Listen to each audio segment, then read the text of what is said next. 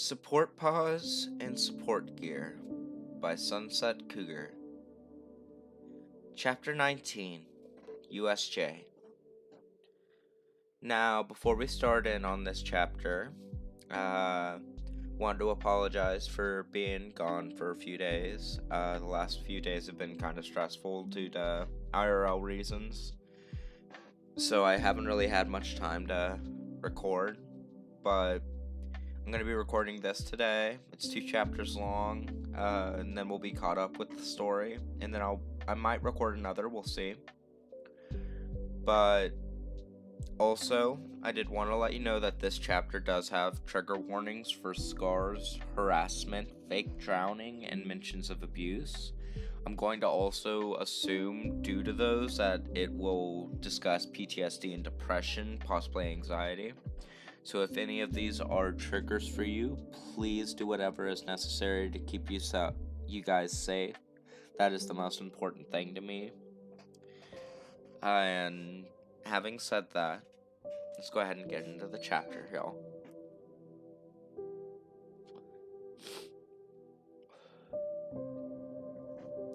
Much like Shota, Hitoshi had the sometimes uncanny ability to pretend to be asleep. Also like Shota, he used said ability to listen in on conversations around him. Was it a morally questionable thing to do? Yes. Did they do it anyway? Also yes. Which was exactly why he heard the horrifically disgusting things Mineta said to Yaoyorozu as she helped direct the last few students into their seats. It made Hitoshi feel sick, and they weren't even aimed at him. Hitoshi opened his eyes and straightened up from his slumped position, firmly set on putting the rotten grape in his place. "Hey, Mineta," Hitoshi said, leaning across the aisle towards him as Yaoyorozu sat down, face red with embarrassment. "What?" Mineta replied. Suddenly his eyes got a gleam that made Hitoshi want to gag. "You're the one with the brainwashing quirk, right?" Hitoshi nodded. "Yes." The girls all grew pale, realizing how much danger they could be in if Hitoshi and Mineta teamed up. The gleam in Mineta's eyes brightened, but Hitoshi cut him off before he could say anything. "Do you know what drinking bleach feels like?" Hitoshi asked, not blinking as he stared down at Mineta, head tilting slightly. "It's horribly painful. It burns on the way down, and it burns even worse on the way back up when you vomit. It's truly an indescribable agony, but I would say it feels like a burning knife being taken to your stomach, throat, and mouth, over and over and over again. I bet it would be even worse if someone forced you to drink it." Mineta shrank away from Hitoshi, who leaned a bit closer, still not blinking. "Shinso, you shouldn't threaten our classmates," Ida scolded, standing up and doing his odd hand chop motion. "I wasn't threatening him, just sharing a fact," Hitoshi replied, still staring down Mineta. "How do you even know that?" Uraraka asked, looking very disturbed. Hitoshi broke eye contact with Mineta and met hers. "I know a lot of strange things," he said before returning to his slumped, pretending to be asleep position and ignoring his classmates. Shota smirked to himself under his scarf as he listened to Hitoshi. "Mineta," he called. "Get off the bus and go to the principal's office. You'll wait there for me to get back from this class. UA has a zero tolerance policy for harassment, which means you are expelled." "What?" Mineta shrieked. "I know you heard me. Do not make me repeat myself. Do as I said, now." Mineta cowered under Shota's glare and scurried off the bus. Shota turned to Yayorozu. Are you okay? She nodded, still red. I'll be fine. Good. If something like that happens again, to any of you, he directed that part to the whole class. Tell me. I'll take care of it. After getting many nods of confirmation, Shota told the bus driver they were ready to go. As the bus started moving, he started thinking. Shota knew where Hitoshi's knowledge of what drinking bleach felt like came from. He would always remember holding his newly adopted son as Hisashi called an ambulance. Bloody bile had dripped down Hitoshi's chin as he gagged, his whole body shaking. The memory showed up in Shota's nightmares sometimes, and always left him with tears on his cheeks when he woke up. Hisashi and he had known Hitoshi wasn't in a good place when they adopted him, but they hadn't realized just how bad it was. They were careful, looking up anything that could be dangerous, locking up anything that could be dangerous. They hadn't expected Hitoshi to steal money out of their wallets and buy bleach with it. In retrospect, Shota had felt beyond stupid. That was exactly the kind of thing he would have done as a teenager if he was in Hitoshi's shoes. Shota forced himself out of the memories. That was 3 years ago. Hitoshi was doing so much better now. Yes, there were bad days and times he hurt himself, but they were growing fewer and further between. After the Mineta incident, Hitoshi decided to take advantage of his pretending to be asleep pose to try and actually fall asleep. He was just about to doze off when his phone buzzed in his pocket, making him jump a bit. He pulled it out to see a message from the Trouble Cheerio chat. Strawberry. We had a free period and decided to see how much Izuku can deadlift. Attached was a video file, so Hitoshi clicked on it. Izuku was laying on a bench in the gym with one of his classmates, a burly guy with white and brown hair, as a spotter. Izuku had changed into a tank top, which showed off the way the muscles in his scar and freckled-covered arms flexed and strained as he lifted the barbell. He held it with his arms fully straightened for a few seconds before lowering it. He almost dropped it, but managed to put it back on the rack safely with the help of his spotter. Mei cheered from out of frame, and Izuku sat up with a wide grin, looking very proud of himself. Hitoshi's face was burning.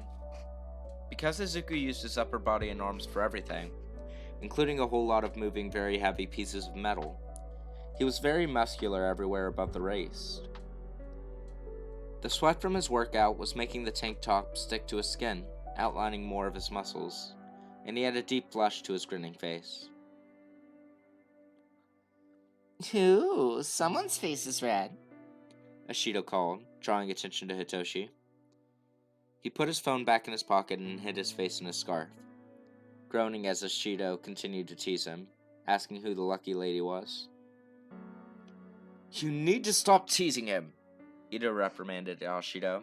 He's clearly uncomfortable. Hitoshi opted to put on his noise-canceling headphones for the rest of the ride. When they got to the USJ, 13 was there to greet them. She told the class about it, clearly excited and passionate about the building she had designed.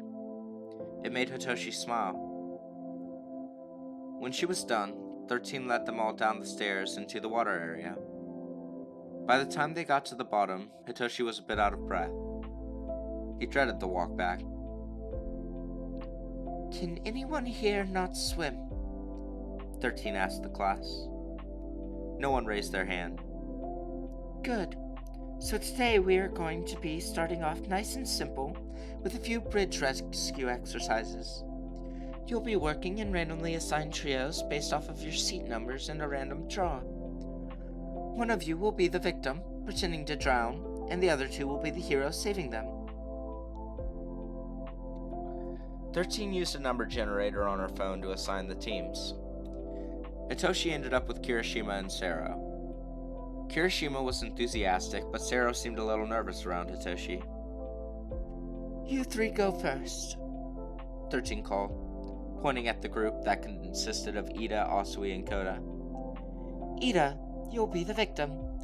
Everyone watch. You can learn from them to improve your own run. Hitoshi watched as his classmates did their run. Tsu was easily able to grab Ida and pull him up with her tongue, and Koda took off Ida's water-filled helmet. The class praised them.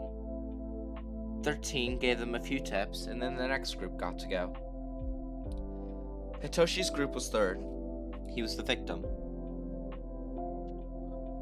He climbed up onto the railing, and just as he was about to let himself fall, he had a thought. My support gear is waterproof, right?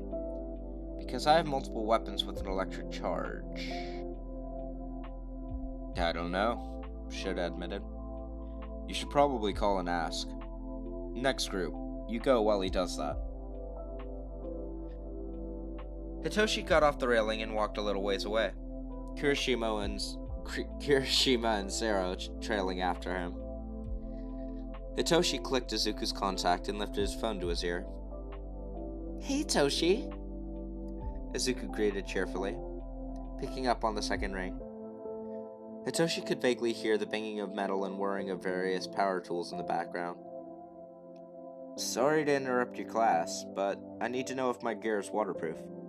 I really don't want to have it go off while I'm in the water. Oh, did I forget to mention the water safety feature? Sorry about that. You don't have to worry. All of your electric gear is designed to shut off completely when it makes contact with water. Wonderful. Is there anything else I should know? What fun is there if I tell you every little feature of your gear? Hitoshi could practically hear Izuku's grin. You're insufferable. I love you. Love you too, Toshi.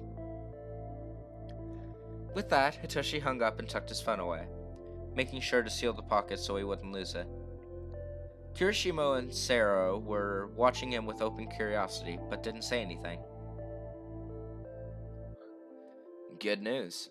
I won't turn this lake into a death pool, Hitoshi said as he walked back over to the teachers. Uraraka, Todoroki, and Tokoyami had just finished their run. That is good news, 13 replied. How about you three go next? Hitoshi gave her a thumbs up and climbed onto the railing again, letting himself fall and going completely limp in the water as he started to sink. A moment later, Kirishima dove after him, swimming down to Hitoshi and grabbing his shirt to pull him back up. Hitoshi struggled a bit, but Kirishima easily pulled him to the surface, where Sero pulled them up with his tape. Sero and Kirishima quickly became focused on their classmates, smiling widely as they accepted the praise. Just like a real hero with the media, Hitoshi thought, standing up. Well, this is training, so I can show them their mistake easily enough. Hitoshi met Shota's eyes, winked, and collapsed, going ragdoll limp and closing his eyes. A few of his classmates cried out, and a moment later someone was shaking his shoulder. Hitoshi didn't react, holding his breath. He's not waking up! Kirishima said, panicked. Sensei, what do we do? Ah! Hitoshi sat up with a yell, causing Kirishima to fall back with a scream of shock. Hitoshi lay back down and started laughing, grinning widely. What the hell, man? Sarah demanded. You don't just leave a drowning victim, Hitoshi said through his laughter. If this was real, I could have died. He's right, even if this wasn't the best way to teach you that. Shoda sighed deeply. Get up, problem child. The floor is so comfortable, though. Hitoshi shot back, grinning. Shoda grabbed Hitoshi by the scruff of his suit and hauled him to his feet. Go stand with the rest of the class. You're wasting time. Hitoshi walked back over to the class, standing towards the back of the herd. His classmates were not so subtly staring at him. probably wondering how he wasn't terrified of Shota. Hitoshi decided to change outside of a stall when they got back to UA. That turned out to be a mistake. A moment after he pulled his shirt off, he heard a sharp intake of breath. "What happened to your back?" Kirishima asked, stunned. Hitoshi stiffened and quickly put on his uniform shirt, hiding his many scars. "None of your business." "But there are so many," Kirishima said. When Hitoshi looked at him, his face was full of worry. "Did someone do that to you? Are you in danger?" Logically, Hitoshi knew Kirishima was just worried, but his scars were a sore spot and he didn't like talking about them. His eyes flitted over his classmates. They were all watching. They all had looks of horror, worry, and disgust. "I said it's none of your business." His tone was sharper this time. "If someone's hurting you, you need to tell a teacher," Kirishima insisted, stepping forward. "Those scars are bad." "I said it's none of your business," Hitoshi snapped, glaring. "I'm fine." He grabbed his costume case and clothes and retreated to a stall, regretting his decision to ever leave its protection. Eijiro was scared. The amount of scars Shinso had was beyond worrying, and Eijiro thought he was probably being abused. He planned to talk to Aizawa, but the stoic man was nowhere to be seen. Eijiro did, however, run into him Midnight, almost literally. She caught him by the shoulders, helping steady him. "Watch where you're going," she joked, smiling at him and letting go of his shoulders. Well, she wasn't his first choice, but she was a teacher and a hero. "Can I talk to you alone?" he asked her. "Of course. There's an empty classroom right over here." She led him to the classroom and sat on the teacher's desk, legs crossed. "So what did you want to talk to me about?"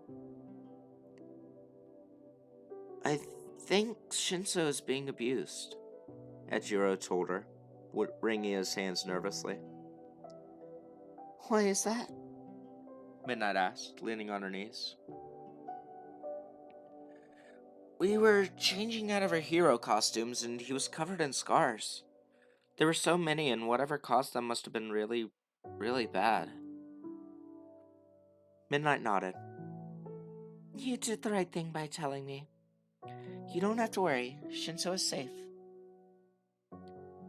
Eijiro nodded, shoulders slumping with relief. "I'm glad. Please make sure to always come to me or another teacher if you ever think someone is in danger, alright? You might be wrong, but being wrong and telling is better than being right and staying quiet." Midnight told him. Eijiro nodded. "I understand." Alright. Holy cow. That backstory moment for... Excuse me. Stretching. That backstory moment for Shinso was... heavy. Really heavy. Oof. Alright. Chapter 20. Stronger Together. One sec, y'all. I'm gonna take a drink real quick.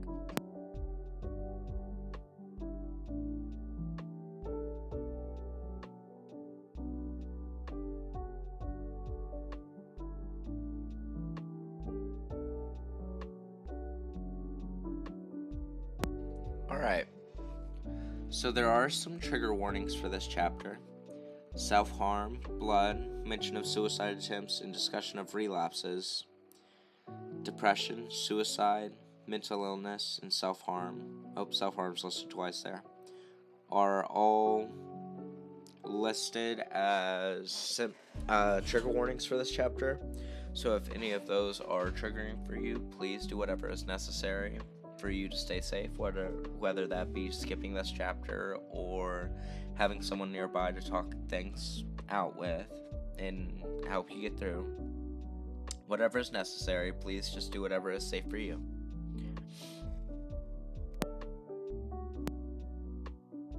Dad? Papa? Shoto closed his book and looked over the back of the couch while Hisashi sat up from where he was laying with his head on Shoto's lap, half asleep. Hitoshi was standing in the doorway to his bedroom, tear-filled eyes fixed on the floor. He wasn't wearing a shirt, and blood was dripping down his right arm and stomach from his shoulder and upper chest, which bore several cuts. He also had blood on his left hand, likely from holding whatever blade he had made the cuts.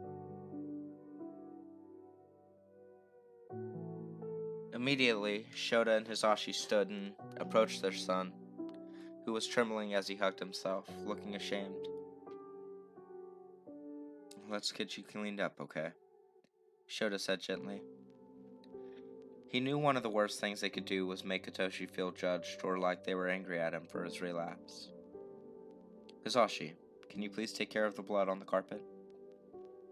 "Of course," Hisashi agreed, going to the kitchen to get the cleaning supplies while Shota led Hitoshi to the master bedroom, where Hitoshi sat on the closed toilet. "It was 6 months clean," Hitoshi whispered as Shota got out the first aid kit. "Why did I relapse?" Shota shrugged, pulling on a pair of rubber gloves. "It could be a lot of things. Did something happen at school? Are you really anxious about anything?" Hitoshi thought while Shota started cleaning his cuts. "Well, earlier today, when we were changing after hero training, my classmates saw my scars. One of them, he asked, in the looks they all gave me, it reminded me of middle school. He kept pushing, and I got overwhelmed, and He cut himself off, sniffling. Shota nodded at an understanding. Shortly after Hisashi and him had adopted Hitoshi, his classmates had found out about him cutting. After only a few days, the entire school knew, and they started bullying him for it. The words were cruel and, mixed with the bullying for other reasons and suicide baiting, had pushed Hitoshi to his first suicide attempt. The smell of bleach still made Shota nauseous. "If they ever try to start anything, tell me, okay?" Shota said, finishing cleaning the cuts. Luckily, most of them had already stopped bleeding, and none were deep enough to require stitches. Hitoshi nodded. I'm sorry I didn't tell you. Just after the locker room, Hey, I'm not mad," Shota assured Hitoshi. "You told me now, didn't you? You had a bad day, and that's okay. You've been through a lot, Hitoshi. Healing takes time. It's understandable that sometimes you slip and relapse into old behaviors." Hitoshi leaned forward and hugged Shota, burying his face in his shoulder as he cried. "But I've had time. You adopted me 3 years ago." "So? Just because it's been 3 years doesn't mean that you're completely healed. I'm still dealing with things that happened before Hisashi and I got married. Trauma doesn't go away quickly or easily. I know that sometimes it feels impossible to keep fighting, but just remember that you were clean for 6 months. That's amazing. Remember when you hurt yourself every day? How big of a difference is a day in 6 months?" Hitoshi gave a shuddering sigh. "I don't think I can make it 6 months again. Fuck, why do those words hurt so much?" "I think they might have been a trigger," Shota replied. "And if you don't think you can make it 6 months, then focus on making it 1 day." "Okay, I'll try. That's all I ask of you." As much as he wished it didn't, Hitoshi's relapse caused his mental health to deteriorate. He lay in bed trying to fight back tears as he curled in on himself, hands fisted in his blanket.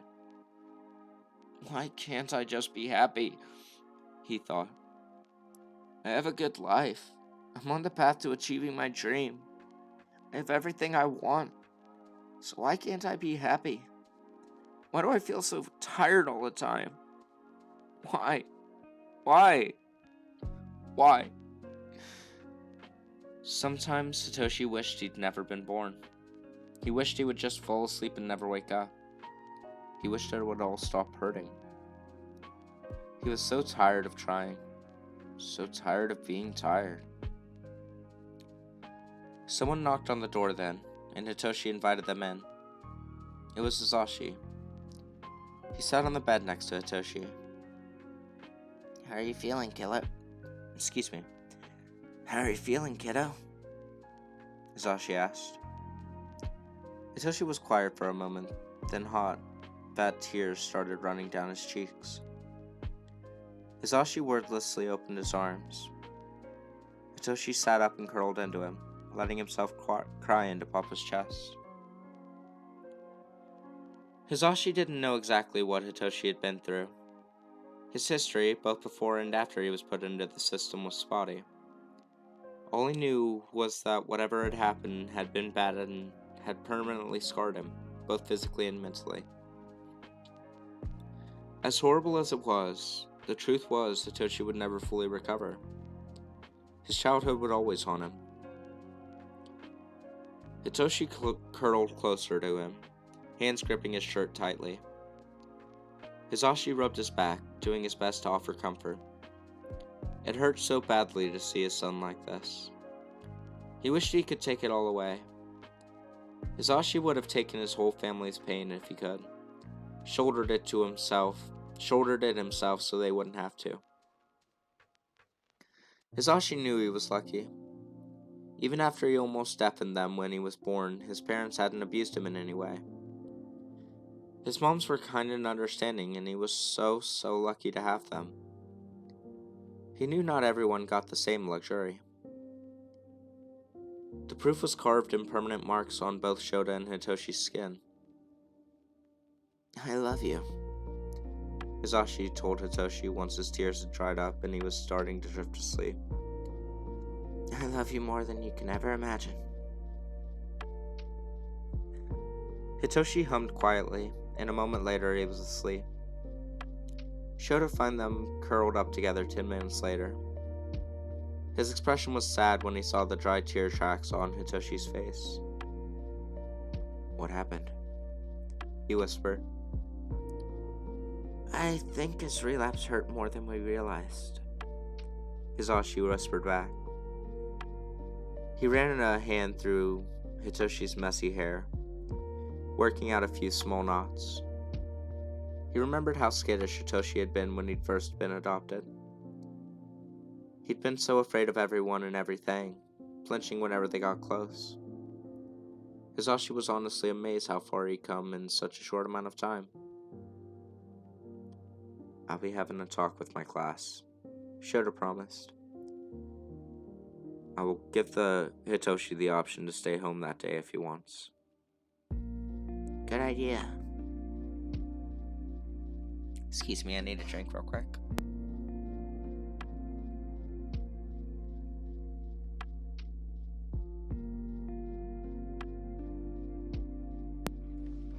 Hitoshi ended up taking the offer, and so that Monday he was called in sick, as was Hisashi, who stayed home with him. Shota also got explicit permission regarding his plan for the future, for the lecture, since he knew the students would make the connection between the locker room incident and the class. Shota strode into the classroom, mildly pleased at how quickly his class settled down. He did a quick roll call before he started. Today, I have to talk to you about something very serious, so I expect you all to listen closely. Recently, there was an incident in the boys' locker room, and that led to a massive decline in the mental health of one of the students. I know teenagers are nosy, But if someone doesn't want to talk about something, do not push, especially if it's related to their personal life, past, or any scars they may have. Doing so can trigger a person and cause them to do drastic things, such as harming themselves or others.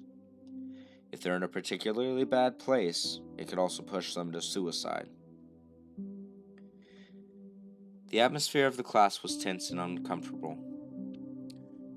and several students were looking anywhere but at him. But Shota wouldn't expect anything less. This was an uncomfortable topic, but it needed to be addressed. You never know what's going on inside someone's head, how traumatic the story behind their scar could be. Some are from something as simple as a bad fall. Others are from abuse, assault, kidnapping, or any number of horrible things. So don't ask and don't push. If you have concerns, talk to a teacher and we'll handle it. Kirishima looked particularly ill. It was Shinso, wasn't it? He whispered, lowering his head and gripping his own hair. Oh God, what did I do? I'm not saying who was hurt, Shota said. I will say, don't beat yourself up too much. You didn't know, but never do it again. You got lucky this time. You won't always. Hitoshi lay on the grass in the park, watching the clouds. Izuku was lying next to him, Clover next to his legs, and May had sprawled out with her head near theirs. That one looks like cotton candy, Izuku said, pointing at a fluffy white cloud. They all look like cotton candy, May replied. All clouds do. Not all of them, Izuku replied. Some look more like plates. I've never seen a plate cloud, Hitoshi said. I don't really look at the sky. There's too much going on down here. Same here, but plate clouds are beautiful at sunset, Izuku agreed. The sun paints them all sorts of colors, and the way they layer makes them especially pretty. I'd love to see them someday, Hitoshi said. Add it to the reasons to live list, Izuku told him. Under cats. Will do. They were all quiet for a couple of minutes before Izuku said, We should go camping at some point. Maybe over summer break. Sounds fun, May agreed cheerfully. I've been wanting to test the signal distance of a few of my drones. Being in the middle of nowhere is perfect for that. It would be nice to get away from the chaos of the city for a while, Hitoshi added. Izuku nodded in agreement. Nothing with super rough terrain, though. I won't be able to do it. Of course, Hitoshi said. There's plenty of camping sites with minimal walkings where we won't be packed around other people. That would be nice. After a while, Hitoshi broke the quiet that followed that statement. I relapsed a few days ago. Logically, I know healing isn't linear, but I wish it was. I wish all my progress couldn't be undone with a few words and looks. I get that, Izuku said with a sigh. I wish we could just make a bit of progress and have it stick forever, instead of constantly having to fight not to fall again. I wish you didn't have to wish that in the first place, May added. I wish neither of you ever had to suffer like you did. Well, wishing will get us nowhere. We all know that. Besides, I never would have met either of you if my life hadn't gone the way it did, Izuku pointed out. So some good things came out of it. Yeah, Hitoshi agreed. I'm glad I met both of you. I'm happy you're in my life. So am I. Izuku and Mei said at the same time, laughing a little at their jinx. Izuku sat up, opening his bag and pulling out a frisbee. Clover immediately raised her head, eyes fixed on it. Izuku flung the frisbee and Clover jumped to her feet, running after it. She leapt into the air to catch it, shaking a bit before trotting back. She dropped the frisbee in Izuku's lap and backed off a few steps, ready to run after it again. Izuku grinned and threw it, Clover chasing after it.